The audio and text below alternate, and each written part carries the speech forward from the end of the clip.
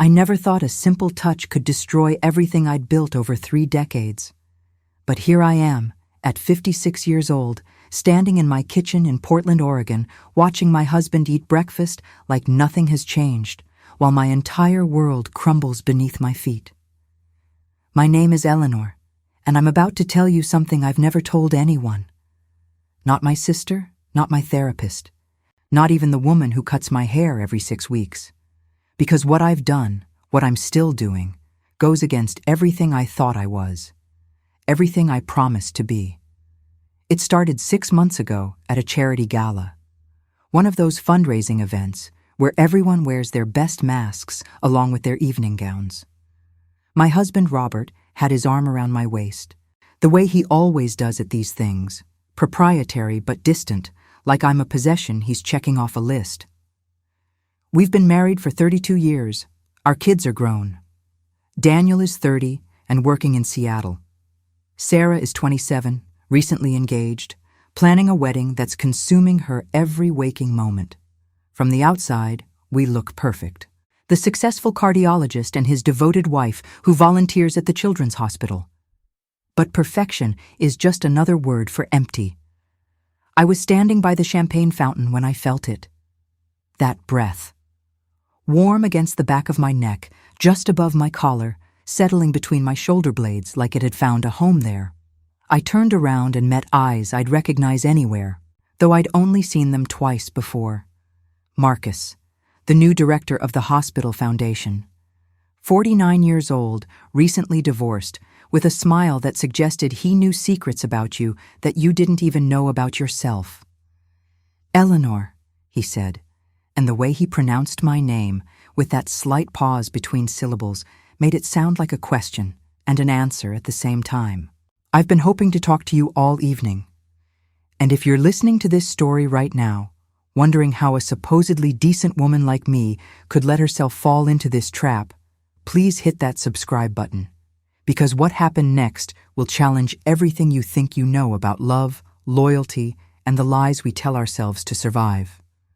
Robert appeared beside me then, his hand finding that same spot on my waist, reclaiming territory. Marcus, good to see you. How's the foundation treating you? His voice had that particular edge it gets when he's being professional but territorial. After 32 years, I know all his voices. The two of them talked about fundraising goals and donor engagement while I stood there, trapped between them, feeling Marcus's gaze slide over me like warm water while Robert's hand grew heavier, more possessive. When Marcus finally walked away, I could still feel that breath between my shoulder blades, a phantom touch that refused to fade. That night, Robert fell asleep before I even finished brushing my teeth. He always does. We haven't touched each other, really touched, in over 7 years. Oh, we have our routines. A kiss on the cheek when he leaves for the hospital, my hand on his arm at social events. But that electricity, that need, that burning awareness of another person's presence, that died somewhere between Daniel's college graduation and Sarah's first heartbreak, maybe even before. I told myself it was normal, that this is what marriage becomes after decades together, comfortable, safe, predictable. But lying there in the dark, I couldn't stop thinking about those eyes, that breath, the way Marcus said my name like he was unwrapping something precious. The next morning, I found an email waiting, professional, appropriate. Marcus needed help coordinating the next hospital charity event. Could I possibly spare an hour to meet at a coffee shop downtown to discuss logistics? I should have said no. I should have deleted that email and pretended I never saw it. But instead, I found myself typing back. Thursday at 2, the cafe on Morrison Street. My sister Jennifer called that afternoon, complaining about her husband's gambling problem, and I listened with all the appropriate sympathy while thinking, at least your husband still wants you. At least he feels something, even if it's destructive. I didn't say that, of course. I just made soothing noises and promised we'd have lunch soon. Thursday arrived wrapped in rain, typical Portland weather that gives you permission to feel melancholy. I told Robert I had a volunteer meeting. Not technically a lie. I wore jeans and a sweater, nothing special, but I found myself choosing the blue one that Sarah always says brings out my eyes. Marcus was already there when I arrived, sitting in the back corner with 2 cups of coffee. He'd remembered how I took mine from that one conversation at the gala. Cream, no sugar. "I wasn't sure you'd come," he said as I sat down. Neither was I. And before we go any further, if you're finding this story compelling, do me a favor and hit that subscribe button so you don't miss what happens next, because trust me, you're going to want to hear how this ends. We talked about the charity event for maybe 10 minutes. Then the conversation shifted. The way conversations do when 2 people are drawn to each other despite their better judgment. He told me about his divorce, how his wife had left him for her Pilates instructor. Cliché, right? He said with a bitter laugh.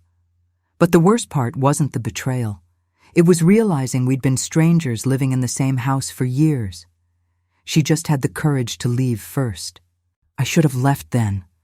I should have finished my coffee, shaken his hand professionally, and walked away.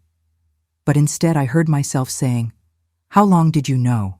Before she left, I mean. How long did you know something was wrong?" "Years," he admitted. But I kept telling myself it would get better, that we just needed to try harder, make more time. All the things everyone tells you to do. But you can't manufacture connection, Eleanor. Either it's there or it isn't. And if it was there once, but isn't anymore? His eyes met mine, and I saw recognition there, understanding. Then maybe you have to be honest about what you're actually living with, not what you wish you were living with. I left that cafe feeling like my skin was too tight for my body, like I'd been sleeping for years and someone had just shaken me awake. Robert was already home when I got there, which was unusual. He was usually at the hospital until at least 7. "How was your meeting?" he asked, not looking up from his phone. "Fine. Productive." "Good." That was it. That was our entire conversation. Later, while I was making dinner, I watched him sitting in his favorite chair, scrolling through medical journals on his tablet, and I thought, when did we stop being curious about each other? When did we become these strangers who share a mortgage and a last name? Sarah called during dinner to discuss centerpiece options for her wedding reception. Robert took the call in his office. I could hear his voice through the door, warm and engaged in a way it never was with me anymore. He loved our children fiercely. I never doubted that.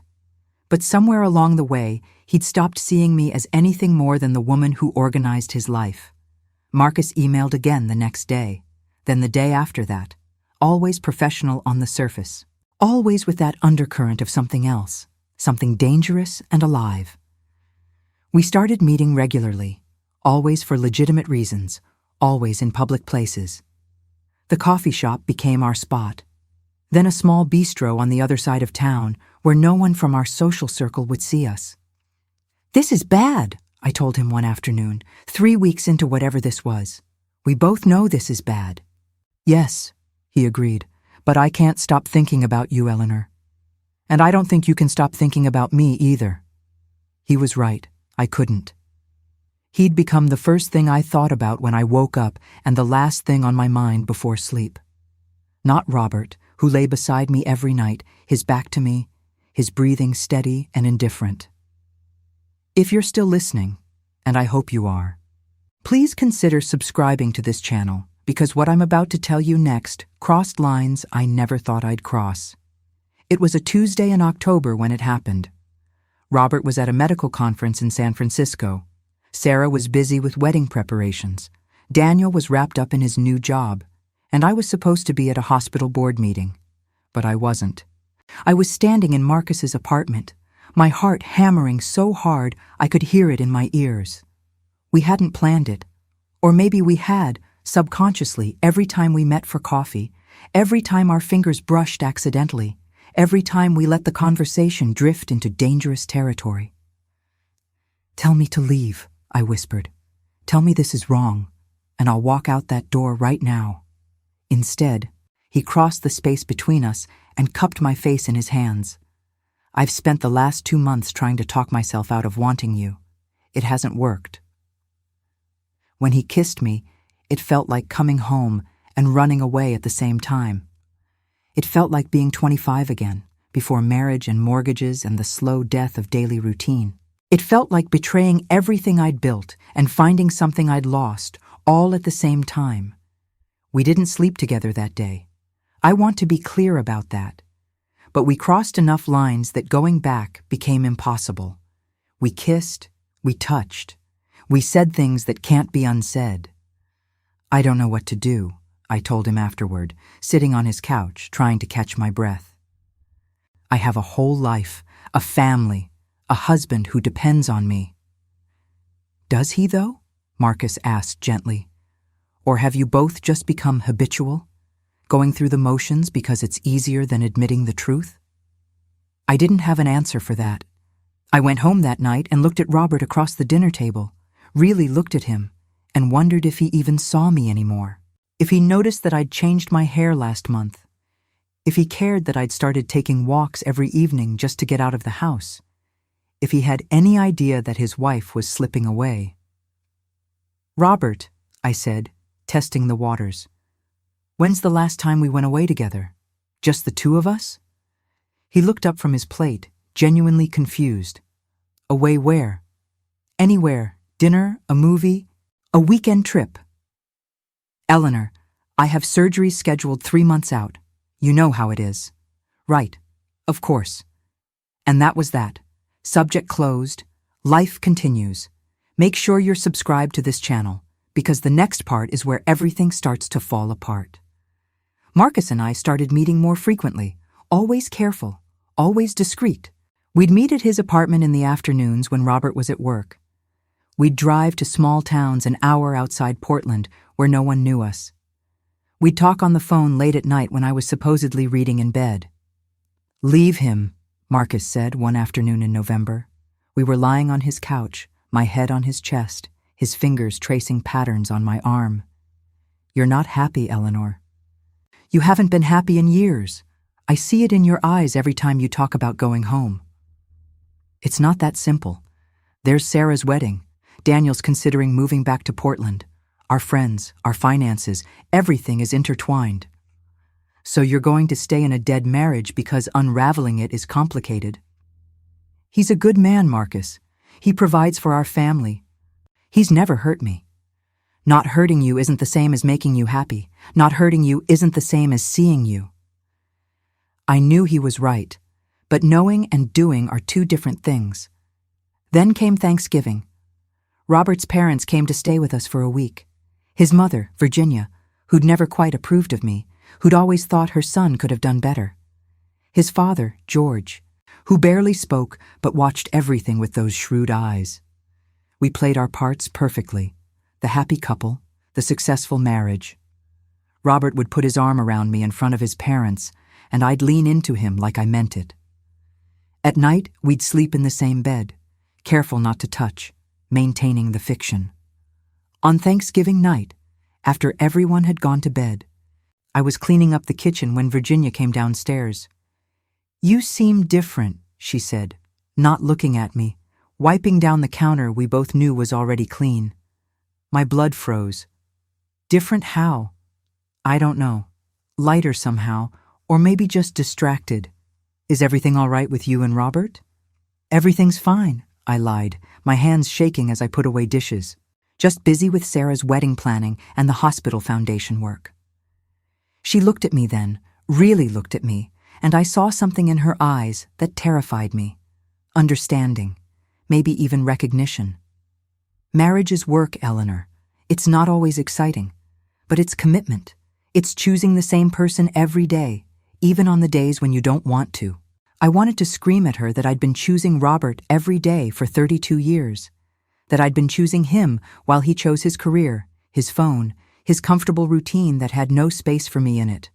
But I just nodded and said, "I know." That night I broke down in Marcus's guest bathroom while Robert slept downstairs. I called Marcus from the locked room, whispering into the phone at 3 in the morning. "I can't do this anymore," I told him. I feel like I'm being torn in half. Then make a choice, Eleanor. Him or me. Safety or happiness. But make a choice, because this middle ground is killing both of us.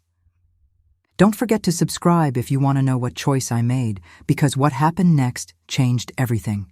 December brought Sarah's bridal shower, which I organized at our house.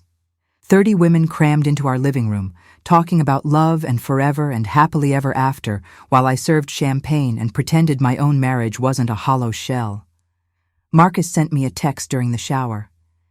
Thinking about you, wishing I could see you. I deleted it immediately, terrified someone would see it.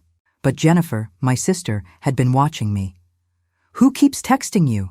she asked, cornering me in the kitchen. "You've checked your phone 6 times in the last hour." "Just hospital foundation business." "Eleanor." She took my hand. "I know that look. I've worn that look. Please tell me you're not doing what I think you're doing." The words stuck in my throat. My sister had had an affair 5 years ago. It had nearly destroyed her marriage. She'd chosen to stay and rebuild, and now she worked harder than anyone I knew to maintain that choice. "Jennifer, don't," she interrupted. "Don't tell me anything you might regret telling me. But Eleanor, please. Think about what you're risking. Think about Sarah's wedding. Think about Robert, despite everything. Think about who you are." But that was the problem. I didn't know who I was anymore. Was I the dutiful wife who'd stood by her husband for 3 decades? Or was I the woman who came alive when Marcus touched her? Was I the mother planning her daughter's dream wedding? Or was I the person having an affair while serving canapes at a bridal shower? Christmas was a special kind of torture. Daniel came home with his new girlfriend, Melissa. Sarah brought her fiancé, David. We took the family photo we always take in front of the tree. Robert's arm around my waist, everyone smiling. Perfect. Marcus left town to visit his sister in Denver. We didn't talk for 5 days, and I felt his absence like a physical ache. "You seem sad," Sarah said on Christmas Eve, helping me prepare dinner.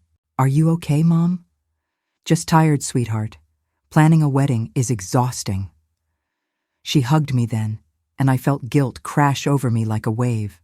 This beautiful daughter who was planning her forever, while her mother was destroying hers. Make sure you subscribe to hear what happens next, because January brought revelations I wasn't prepared for. It was the 2nd week of January when everything started to unravel. Sarah came to the house alone, which was unusual. David was always with her lately. She sat at the kitchen table and just looked at me for a long moment. "Mom, I need to ask you something, and I need you to be honest with me." My heart stopped. "What is it, honey?" "Are you having an affair?" The room tilted. "What? Why would you ask that?" "Because David's sister works at the hospital foundation, and she told David she's seen you multiple times with Marcus Richardson, coming out of his apartment building, getting into his car, looking at each other the way people look at each other when they're together." I couldn't breathe. "Sarah, don't lie to me." Her voice cracked. "Please don't lie to me. I'm planning my wedding. I'm about to promise forever to someone. And I need to know if forever is even real. If my parents, who I thought had the perfect marriage, have been living a lie." So I told her. Not everything, but enough. I told her I'd been unhappy for years, that her father and I had grown apart, that I'd met someone who made me feel seen again, that I didn't know what to do. She cried. My strong, confident daughter cried like I hadn't seen her cry since she was a little girl. "How could you do this to Dad? To us?" "Sarah, your father and I, we've been strangers for years. You don't see it because we hide it well, but then get counseling, talk to him, do literally anything except this." She stood up, grabbing her purse. "I don't know who you are right now. And I don't know if I can have you at my wedding pretending to be this perfect family when everything is a lie." She left, and I sat at that table and realized I'd broken my daughter's heart. But it gets worse. Please stay with me and subscribe, because I need you to hear what happened next. Robert came home early 2 days later. I was making dinner, trying to pretend my world wasn't falling apart when he walked into the kitchen with his phone in his hand. "Sarah called me at the hospital today," he said, his voice eerily calm. "She told me you're having an affair. Are you?" There was no point in lying anymore. Yes. I expected anger, rage, maybe even violence. But instead, Robert just nodded slowly and sat down at the kitchen table. "How long?" "A few months." "Do you love him?" That was the question I'd been avoiding asking myself. "I don't know, maybe. But Robert, we haven't been happy in years. You have to know that." "I'm a cardiologist, Eleanor. I'm busy. I work hard to provide for this family. I know you do, and I've never questioned that. But somewhere along the way, you stopped seeing me. I became the person who managed the house and showed up at hospital events, but you stopped seeing me." He looked at me then, really looked at me, and I saw something in his eyes I hadn't seen in years. Pain. Real, genuine pain. "I thought we were fine," he said quietly. "I thought we'd just settled into our life together. That this was normal. Robert, we haven't made love in over 7 years. We barely talk about anything beyond schedules and logistics. When's the last time you asked me about my day and actually listened to the answer?" He had no response to that. "Are you going to leave me?" he finally asked. "I don't know. Does he make you happy?" "He makes me feel alive." That's not the same thing, but yes, when I'm with him, I remember what it feels like to be wanted. Robert stood up then, walked to the window, his back to me. "I never meant to make you feel unwanted. I just got comfortable. I thought we had forever, so I stopped trying.